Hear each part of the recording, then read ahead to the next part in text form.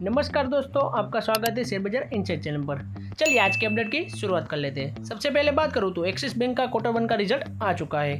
Company के net profit में decline देखा गया 4% का और उनके प्रोविजन में शार्पली बढ़ोतरी देखी जा रही है, यानी कि कंपनी का नॉन परफॉर्मिंग एसेट बढ़ते हुए दिख रहा है। सबसे पहले यहाँ पर देखें नेट प्रॉफिट की बात करें तो उसके अंदर 4% की गिरावट रही है। पिछले साल कंपनी का नेट प्रॉफिट था 6,034.64 करोड़ रुपीज़, जो इस साल हो चुका है 5,806 करोड़ रुपीज़, यानी कि कंपनी के नेट प्रॉफिट में गिरावट देखी गई है। और कंपनी की सही मायने में इनकम की बात करें तो वो होती है नेट इंटरेस्ट इनकम की, यानी कि कंपनी की नेट इंटरेस्ट इनकम में भी स्टेडी ग्रोथ रही है। 13,560 करोड़ कंपनी की नेट इंटरेस्ट इनकम रही है, जिसके अंदर 0.8% की अच्छी तेज़ी रही है, जो अच्छी बात तो नहीं है मगर थोड़ी ठीक ठाक बात है कंपनी के लिए, जो कि नेट इंटरेस्ट इनकम में बढ़ोतरी होनी चाहिए थी। तो नेट इंटरेस्ट इनकम में गिरावट रही है, उसके पीछे का सबसे बड़ा कारण है नॉन परफॉर्मिंग एसेट की बढ़ती हुई परसेंटेज। जिसके अंदर बात करूं तो कंपनी का नेट एनपीए पिछले क्वार्टर में था 1.28% एंड इस क्वार्टर में हो चुका है 1.57%, यानी कि कंपनी के पास जो पैसा नहीं आने वाला, यानी कि कंपनी को वो पैसा भूल जाना है, उसके अंदर बढ़ोतरी हुई है। इस वजह से कंपनी के नेट प्रॉफिट में गिरावट देखी गई है और नेट इंटरेस्ट में भी गिरावट देखी गई है। कंपनी का रिजल्ट इतना अच्छा नहीं रहा है, अब देखते हैं कल के दिन कंपनी के स्टॉक में क्या इम्पैक्ट होती है क्या नहीं। नेक्स्ट बात करूँ Starlink and Wilson solar limited की, तो कंपनी की Q1 का रिजल्ट आ चुका है। कंपनी एक छोटी सी कंपनी है और कंपनी की ग्रोथ काफ़ी अच्छी रही है। पिछले साल Q1 में कंपनी का रेवेन्यू था 915 करोड़, जो इस साल हो चुका है 1762 करोड़ रुपीज़, यानी कि कंपनी के ईयर ऑन ईयर बेसिस पर बात करें तो कंपनी के रेवेन्यू में करीब 92.57% की अच्छी ग्रोथ रही है। क्वार्टर बेसिस पर बात करें तो करीब 30% की गिरावट रही है। अगर कंपनी के नेट प्रॉफिट की बात करूं तो पिछले साल Q1 में कंपनी का नेट प्रॉफिट था 5 करोड़, जो इस साल हो चुका है 39 करोड़ रुपीज़, यानी कि ईयर ऑन ईयर बेसिस पर कंपनी के नेट प्रॉफिट में भी करीब 680% की अच्छी ग्रोथ रही है।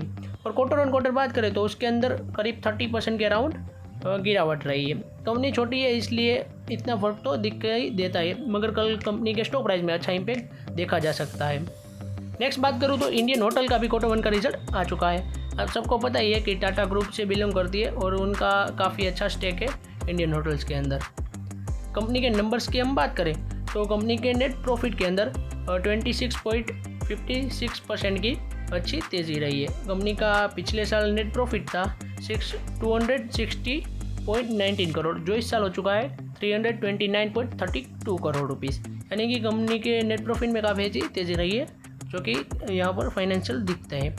कंपनी के रेवेन्यू फ्रॉम ऑपरेशन की बात करूँ, यानी कि सेल्स की, तो उसके अंदर पिछले साल कंपनी का रेवेन्यू था 1596.27 करोड़ रुपीज़, जो इस साल हो चुका है 2102.17 करोड़, यानी कि कंपनी के रेवेन्यू में भी करीब 32% की अच्छी तेज़ी रही है, जो कि कंपनी लिए काफ़ी अच्छी बात है। और कंपनी के स्टॉक प्राइस में कल इसकी इम्पैक्ट देखी जा सकती है। नेक्स्ट बात करूँ तो विप्रो आईटी सेक्टर की एक दिग्गज कंपनी, उनका भी Q1 का रिजल्ट आ चुका है।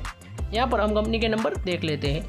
ईयर ऑन ईयर बेसिस पर कंपनी के सेल्स की बात करें तो कंपनी का सेल्स पिछले साल था 21,964 करोड़, जो इस साल हो चुका है 22,135 करोड़ रुपीज़। कंपनी का year on year base sales में करीब 0.78% की ही तेज़ी रही है, यानी कि माइनर सी फ्लैटिश परफॉर्मेंस ही रही है, कुछ ज़्यादा परफॉर्मेंस नहीं रही है।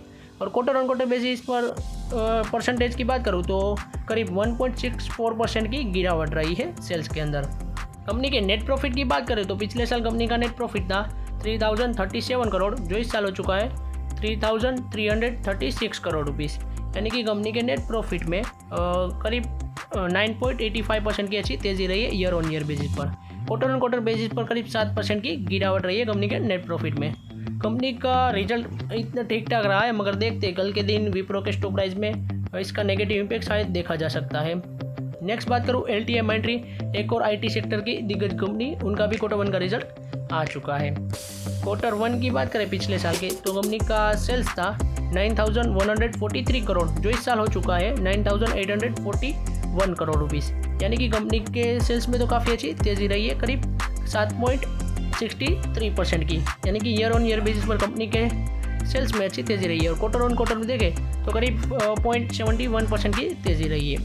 नेट प्रॉफिट की बात करूँ तो कंपनी का नेट प्रॉफिट पिछले साल था 1135 करोड़, जो इस साल हो चुका है 1255 करोड़, यानी कि कंपनी के नेट प्रॉफिट के अंदर 10.57% की अच्छी तेज़ी रही है।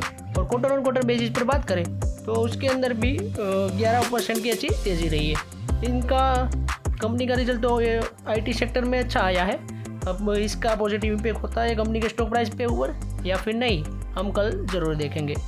नेक्स्ट बात करूँ तो जियो फाइनेंशियल सर्विसेज, आप सबको पता ही होगा कि रिलायंस ग्रुप से बिलोंग करती है और कंपनी अभी सेपरेटली लिस्ट भी है स्टॉक मार्केट में।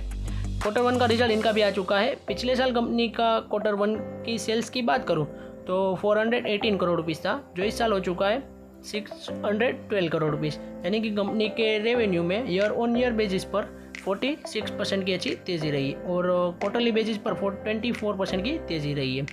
नेट प्रॉफिट की कंपनी की बात करें तो ईयर ऑन ईयर बेसिस पर इनके नेट प्रॉफिट में करीब 3.83% की ग्रोथ रही है और क्वार्टरली बेसिस पर 2.85% की ग्रोथ रही है।